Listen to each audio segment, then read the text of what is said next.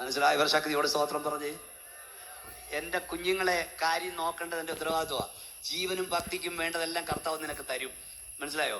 അതായത് ഈ നമ്മുടെ ഇവിടുത്തെ വലിയ തുണിക്കടയിൽ നിന്ന് 5000 കുട്ടി കൊടുത്തൊരു സാരി വാങ്ങിയാൽ അതിൻ്റെ കൂടെ 2 കലണ്ടർ ഫ്രീ തരും. അതിൻ്റെ പേരാ കോംപ്ലിമെൻ്ററി. 5000 രൂപയുടെ ഷിഫോൺ സാരി എന്നൊക്കെയാണെന്നറിയില്ല, ഓർഗൻഡി സാരി വാങ്ങിച്ചപ്പം 2 കലണ്ടർ കിട്ടി. നീ 5000 രൂപ മുടക്കിയത് 2 കലണ്ടറിന് വേണ്ടിയല്ല, അത് കോംപ്ലിമെൻ്ററിയാ. പച്ചയ്ക്ക് പറയാം, യേശു കാൽവറിയിൽ മരിച്ചത് നിന്റെ തലകറക്കം മാറ്റാനല്ല, നിന്നെ നിത്യത്തിലെത്തിക്കാനാ. ഒന്നുകൂടെ കൈ ഉയർത്തി ശക്തിയുടെ സ്തോത്രം പറ. തലകറക്കം മാറിയോ? ക്യാൻസർ മാറിയോ? ഹാർട്ട് അറ്റാക്ക് മാറിയോ? വീട് കിട്ടിയോ? അമേരിക്ക പോകാനൊത്തോ? അതെല്ലാം കോംപ്ലിമെന്ററിയാ. നീ യേശുവിനെ പിൻപറ്റേണ്ടത് അതിനു വേണ്ടിയാകരുത്, നിത്യതയ്ക്ക് വേണ്ടിയായിരിക്കണം. യേശുവിനെ പിൻപറ്റിയ അടുത്ത കൂട്ടർ, 5-ാമത്തെ കൂട്ടർ 66-ാം വാക്യം വായിച്ചാട്ടെ. 6:66 വായിച്ചാട്ടെ. അന്നു മുതൽ അവന്റെ ശിഷ്യന്മാരിൽ പലരും പിൻവാങ്ങിപ്പോയി, പിന്നെ അവനോടുകൂടെ സഞ്ചരിച്ചില്ല. ആകയാൽ യേശു പന്തിരുവരോട്, നിങ്ങൾക്കും പൊയ്ക്കൊള്ളുവാൻ മനസ്സുണ്ടോ എന്ന് ചോദിച്ചു. അവിടെ നിർത്തണം. കണ്ട, നമുക്ക് കൺക്ലൂഷനിലേക്ക് വരാൻ സമയമായി. അതായത് ഈ യേശു ഉപദേശങ്ങൾ ശക്തിയോട് പ്രസംഗിക്കാൻ തുടങ്ങിയപ്പം ഈ 6-ാം അധ്യായത്തിൽ വലിയ ജനക്കൂട്ടമായിരുന്നു.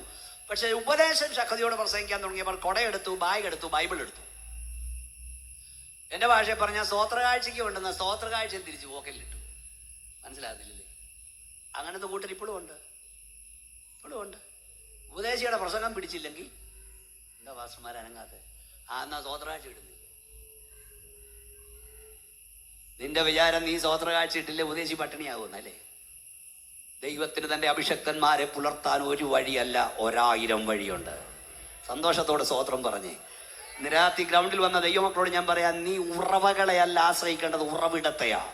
നിന്റെ ഉറവിടം ദൈവമാണെങ്കിൽ ഒരു ഉറവ അടഞ്ഞാൽ 1000 ഉറവ ദൈവം തുറന്നു തരും. അപ്പൊ ഇവര് കൊടയും ബാഗും ബൈബിളും എല്ലാം എടുത്തു. അപ്പം ഇവിടെ നോക്കി, പത്രോസ് ആയിരിക്കാം സാധാരണ നിലയിൽ. പത്രോസെല്ലാം വന്ന് പറഞ്ഞു. പത്രോസ് വന്ന് പറഞ്ഞു, കർത്താവേ ഇവര് കൊടയും ബാഗും ബൈബിളും ഒക്കെ എടുക്കുന്ന കണ്ടില്ല, ഒരു പരുവത്തിനൊക്കെ പറ കർത്താവേ. ഉടനെ കർത്താവ് പത്രോസിനോട് എന്നാ പറഞ്ഞേ?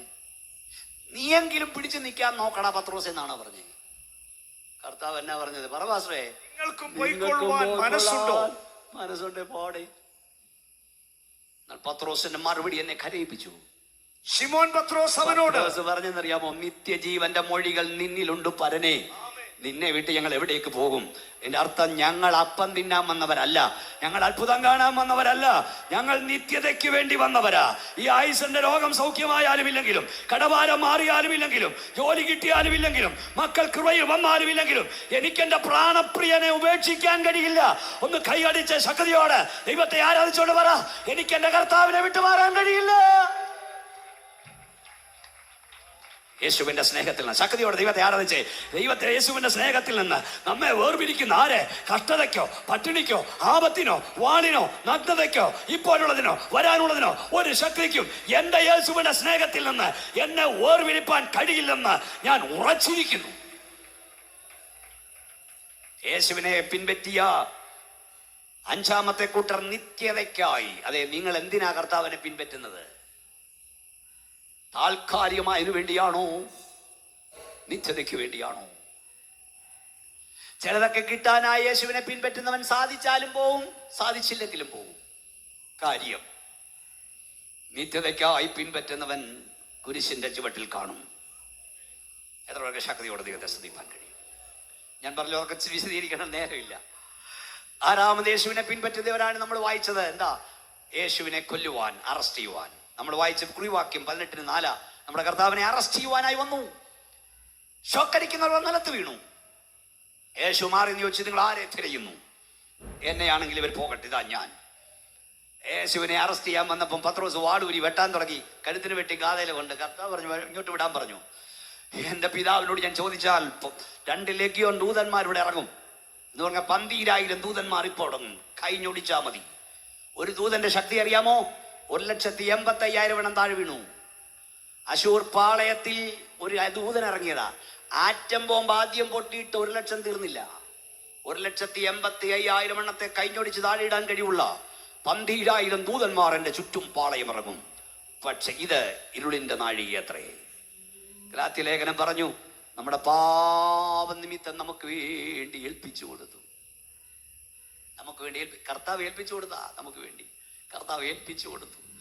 ഈ പീലാത്തോസിന്റെ അഹങ്കാര വർത്താനം പറഞ്ഞു, നിന്നെ വിട്ടയക്കാനും ക്രൂശിക്കാനും എനിക്ക് അധികാരമില്ലയോ? കർത്താവ് പറഞ്ഞു, മേളിൽ നിന്ന് കിട്ടിയില്ലെങ്കിൽ നിനക്ക് എൻ്റെ മേൽ ഒരധികാരവുമില്ല. കൈ ഉയർത്തി പറ പിശാചികൾക്ക്, എന്റെ ദൈവം അനുവദിക്കാതെ നിനക്ക് എൻ്റെ മേൽ ഒരധികാരവുമില്ല. നമ്മുടെ കർത്താവരെ ക്രൂശിക്കാൻ ഏൽപ്പിച്ചു. എല്ലാവരും ഓടിപ്പോയി. നിങ്ങൾ ഇങ്ങോട്ട് നോക്കൂ. 8:45 ബസ്സിന് പോകേണ്ട ആരായിട്ട് ഇവിടെ ഉണ്ടോ? 8:45 ബസ്സിന് പോകേണ്ടവര് ഉണ്ടോ? ആ സിസ്റ്റർക്ക് വേണമെങ്കിൽ ശാന്തമായി ഇറങ്ങാം. 5 മിനിറ്റുള്ളിൽ നിർത്തും. ആ ബസ് പോയാൽ അല്ലെ ഇവിടുന്ന് ആരും കൊണ്ടുവിടേണ്ടി വരും. അപ്പോൾ ആ ധൃതി ഇരുന്ന വരം കേൾക്കാം, തീരാർക്കത്തില്ല. ഓക്കെ, ഒന്നുകൂടെ കൈ ഉയർത്തി ദൈവത്തെ സൂചിച്ച്. ഒക്കെ ഒരാളേ ഉള്ളൂ, അതുകൊണ്ട് ഇങ്ങോട്ട് നോക്കി. നമ്മുടെ കർത്താവിനെ ക്രൂശിക്കാൻ ഏൽപ്പിച്ചു. അവൻ ആരുമില്ലെന്ന് വരും. ഇനി നിങ്ങൾ ധൃതിയിലിരിക്കരുത്, എൻ്റെ മുഖത്ത് നോക്കിയിരിക്കണം. ആരുമില്ലെന്ന് വരും. എല്ലാവരും ഓടിപ്പോയി. ഇങ്ങോട്ട് നോക്കിയിരിക്കൂ. എല്ലാവരും ഓടി. ഞാൻ ആ വേദഭാഗമൊക്കെ വായിക്കുമ്പോൾ കരയും. കാരണം പിറ്റേ ദിവസം ശബത്താ. അന്ന് അടക്കിയില്ലേ, പിറ്റേ ദിവസം അടക്കാൻ ആളില്ല. ഈ ഡെഡ് ബോഡി അവിടെ കിടന്ന് ചെയ്യും മാറും. യഹൂദന്മാർ ശബത്തെ പിറ്റേ ദിവസം തൊടില്ല. അവൻ ആരുമില്ല. കൂടെ നടന്നവനെല്ലാം ഓടിപ്പോയി. അവൻ ആരുമില്ലെന്ന് വരും. കുറച്ച് കഴിഞ്ഞപ്പോൾ അരിമത്യക്കാരൻ ജോസഫ് വന്നിട്ട് പറഞ്ഞു, എനിക്ക് ആ ഡെഡ് ബോഡി ഇതാണ്. ഞാനൊരു TV പ്രഭാഷണം നടത്തുമ്പോൾ പറഞ്ഞത്, നിങ്ങളുടെ ഉറപ്പിന് പറഞ്ഞു വിടാം. ഒന്ന്, എന്നെ കേൾക്കുന്ന ദൈവവൈതലേ, അല്പകാലഘട്ടത്തിൽ നിനക്കാരുമില്ലെന്ന് വരും. എന്നാൽ യേശുവിൻ്റെ നാമത്തിൽ ഇന്ന് രാത്രി ഞാൻ നിന്നോട് പറയുന്നു, നിനക്കാരുമില്ലാതെ വരികയില്ല. കൈ ഉയർത്തിപ്പിടി. പിശാചികൾക്ക് ഉറക്കപ്പറ, എനിക്കാരുമില്ലാതെ വരില്ല. കൈ ഉയർത്തി വാറും ദൈവത്തെ സ്തോത്രം പറഞ്ഞോട് പറ, എനിക്കാരുമില്ലാതെ വരില്ല. മക്കൾ നോക്കിയില്ലേലും, മരുമക്കൾ നോക്കിയില്ലേലും, അമ്മാച്ചൻ നോക്കിയില്ലേലും, അനന്തരവൻ നോക്കിയില്ലേലും നിനക്കാരുമില്ലാതെ വരില്ല. കരമടിച്ച് അന്യഭാഷ ദൈവത്തെ സൂചിച്ചുകൊണ്ട് പറ, വിശ്വാസത്തോട് വാ തുറന്ന് പറ, എനിക്കാരുമില്ലാതെ വരില്ലെന്ന് നിന്റെ നാവ് കൊണ്ട് പറ. ഹോഷ റഖ നായ റുധുനിയ, എന്റെ ദൈവം ആരെയെങ്കിലും നിനക്ക് വേണ്ടി ഒരുക്കും.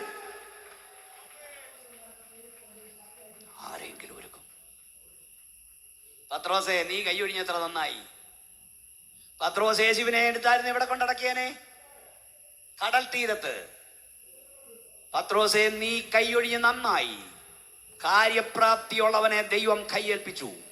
ആരെ ഒരിക്കലും വെച്ചിട്ടില്ലാത്ത കല്ലറ. ഇന്ന് രാത്രി എന്നെ കേൾക്കുന്ന ദൈവമക്കളെ, ചിലരൊക്കെ നിന്നെ കൈയൊഴിയുന്ന നല്ലതിനാ.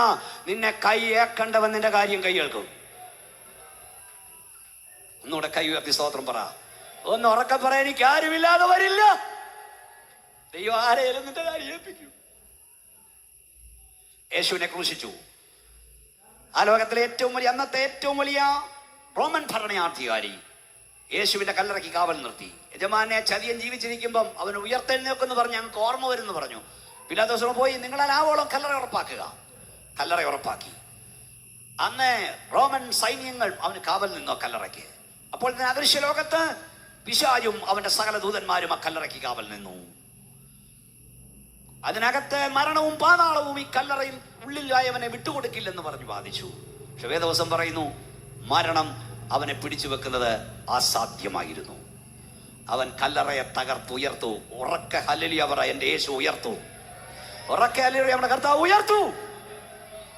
രണ്ട് കാര്യം നിങ്ങളോട് ഞാൻ പറയാം. ഒന്ന്, യേശു ഉയർക്കാതിരിക്കാൻ എന്തൊക്കെ ചെയ്യാമോ അതെല്ലാം ചെയ്യാൻ ദൈവം അനുവദിച്ചു. പിശാച് ചെയ്യുന്ന ദൈവം നോക്കിക്കൊണ്ടിരുന്നു. ഇന്ന് രാത്രി ദൈവവൈതലേ, ദൈവദാസ, നിനക്കെതിരായി, നിന്റെ കുടുംബത്തിന്റെ ഉയർച്ചയ്ക്കെതിരായി, നന്മയ്ക്കെതിരായി എന്തെല്ലാം ചെയ്യാമോ അതെല്ലാം സാത്താൻ ചെയ്തു കൊള്ളട്ടെ. എന്നാൽ ജയം പിശാചിനല്ല, ജയം യേശുവിനത്രേ. യേശു ഉയർത്തെഴുന്നേറ്റു. അവസാനമായി യേശുവിനെ തിരഞ്ഞവർ ലൂക്കോസ് 24:1, ജീവനുള്ളവനെ മരിച്ചവിടയിൽ തിരയുന്നു. ശ്രീകാന്തിക്കും ശ്രീബുദ്ധനും ശ്രീനാരായണ ഗുരുസ്വാമിക്കും ഒപ്പം യേശുവിനെ ഇരുത്തി അന്വേഷിക്കുന്നു. നിങ്ങൾ ജീവിച്ചിരിക്കുന്നവനെ മരിച്ചവിടെ അന്വേഷിക്കരുത്. നമ്മുടെ കർത്താവ് അവർക്കാർക്കും തുല്യനല്ല. അവൻ മരണത്തെ ജയിച്ചുയർത്തെ ജീവിക്കുന്നു.